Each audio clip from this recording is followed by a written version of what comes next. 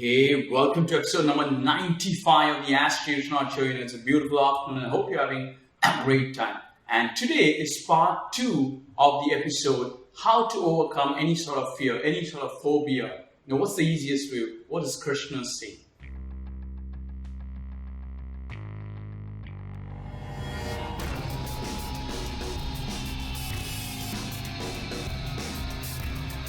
You ask questions and I answer them.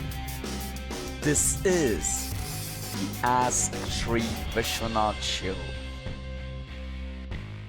Alright, so I highly encourage you to watch yesterday's episode, is 94, when we talked about, at length about, some very wonderful aspects of how to overcome fear very quickly. Now, and that's very important that you see that. We'll just run you through what we went through.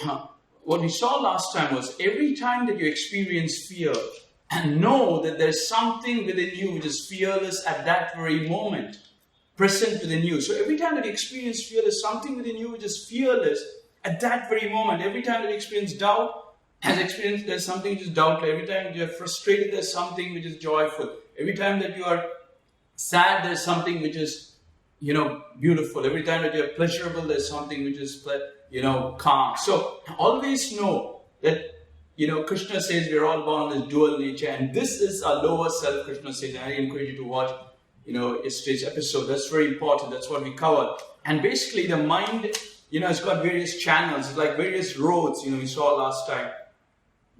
And since we have been traveling through these roads of fear, doubt, insecurity for a lot of time, we keep, that keeps coming up. And so the first step is to open up a new channel.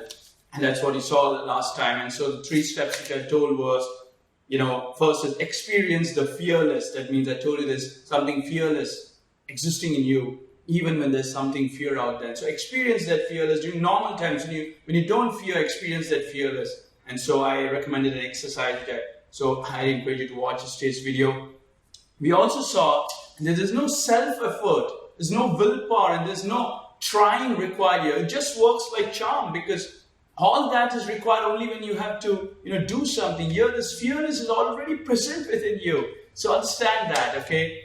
And then step 1 is experience fearless, and during normal time. Step 2 is execute in the field of action. You see, so knowing this knowledge, you execute in the field of action. So as you're executing, you get all these fears also coming up. But you do that, you execute, because the fearless will triumph over the fear. And it's just, that is what it is. And you can see yesterday's video, there's some tips. That's in episode number 94. And the third is execute with fear. Know that there's something fearless within you to help you. Always execute with fear.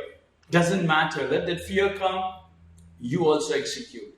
You execute the power of fearlessness. Let that also come and share with you. So alright. So what we will talk about today would be something adding on to that, because a lot of people wrote back to me, that they wanted some more stuff and that they wanted more depth into that. So in today's video, I'm going to talk about, something which is very important, and that is what happens, has nothing to do with the fear of something happening. Okay? What happens has nothing to do with the fear of something happening.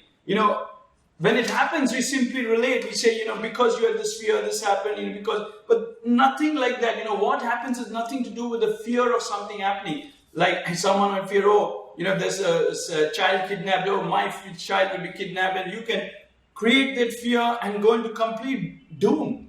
But what is going to happen has got nothing to do with the fear of something happening. Like I was given medicine to keep in my front pocket, otherwise I was told I will die.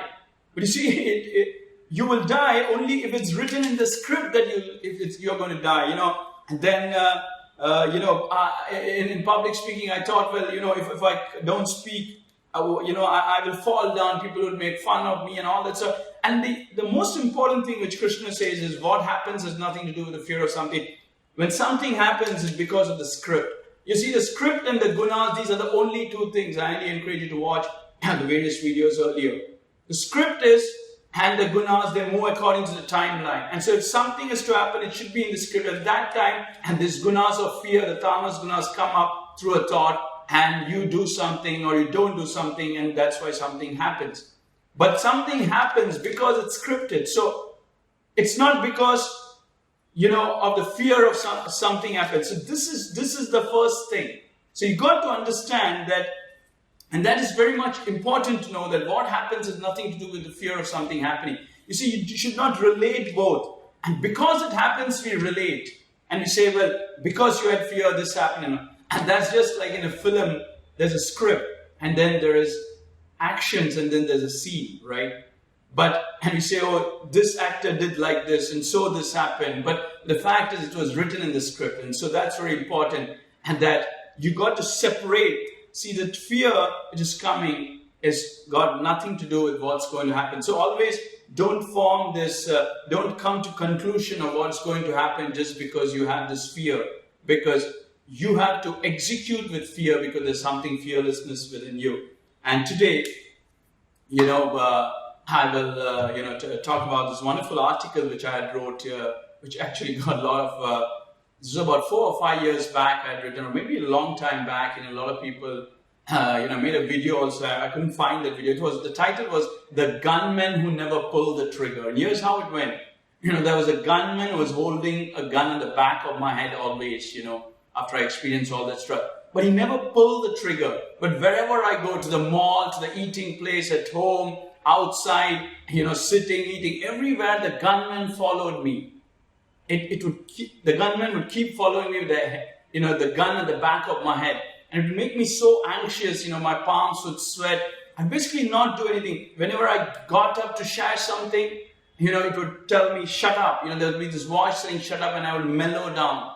Whenever I had to share my views, it would do that same. So I basically went about life through sort of like, with this gunman at the back of my head who would always sort of mellow me down. And so I had nothing courageous to do, always would be, undermined by these foes, and would just be like a pussy cat, if you will, okay?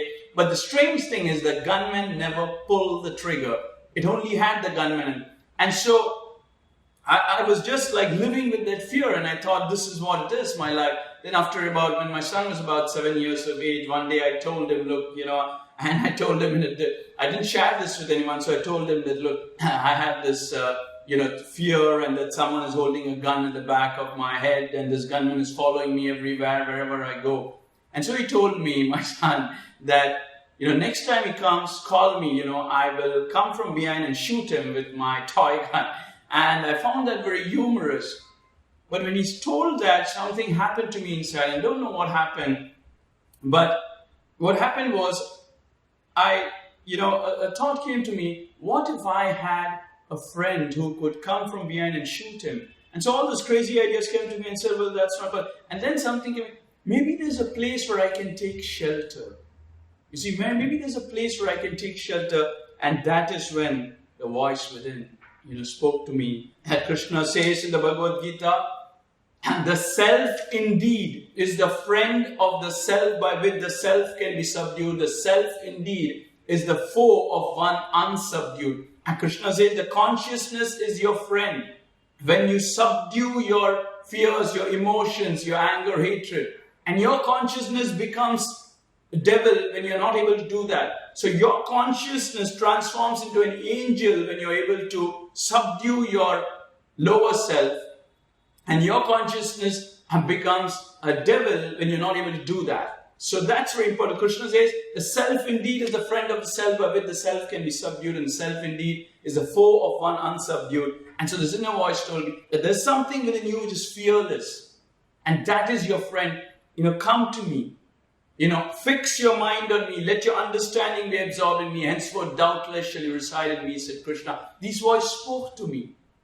And I got so excited. I said, all right, I'm going to do it. And the moment after this voice disappeared, again the fear came. Again there was this gunman who was holding this gun, and the fear came again. And again all these thoughts. And again the voice spoke to me. As Krishna says, surrendering all works to me. Knowing me, Krishna Paramatma, to be of all, with a concentrated mind, fix your mind on me. And fixing your mind on me, you will overcome all the obstacles due to my divine grace. But if egoistically you persist, you will perish.